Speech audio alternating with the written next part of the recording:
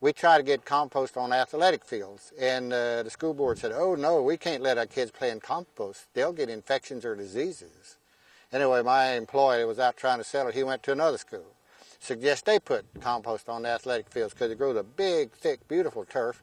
Cut back on irrigation, the kids don't get hurt playing on it. They said, oh no, our kids can't play in compost. They'll get infections or diseases. Well, this employee asked him, he said, well, is it all right to let those kids play in diazinon, arthene, Dursban, 2,4-D? They had no answer.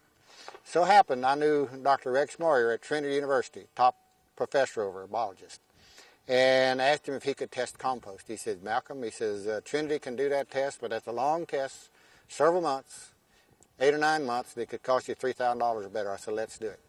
Well, after he was into the test 2 months, he called me and wanted to know if I ever seen insects in my compost pile. I said, well, no, it gets too hot. He said, well, the reason I asked, he said, 28% of the microbes he's isolating out are well-known microbes that are pathogenic to troublesome insects, keeps them in control. That's why the people that put compost on their lawn never have grubs, chinch bugs, fleas, or ticks, and even the fire ants stay away if you use the compost often.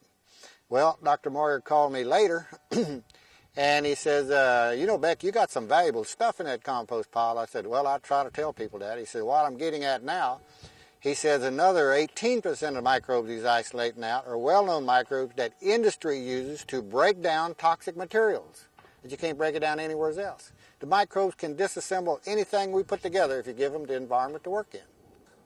When Dr. Moyer was finally through with the test, it was a stack of papers 3/8 of an inch thick, and I asked him to summarize it so I wouldn't have to read all that stuff. And he summarized it on one page. He said there were no frank pathogens found in any of the 4 composts we gave him. He says, oh, they're loaded with microbes, but they're the decomposers and opportunistic microbes. He said there's not a microbe in any of these composts. I gave him 4 different types at 4 different ages. He said there are no microbes in there that would be pathogenic to man, plant, or animal. With that study, we got it on 2 football fields in San Antonio. Well, the state of Texas offers 2 Class 5A state championships. That's the big schools. Well, guess what? Those 2 schools won Class 5A state championship the same year, the first 2 schools in the area to have compost.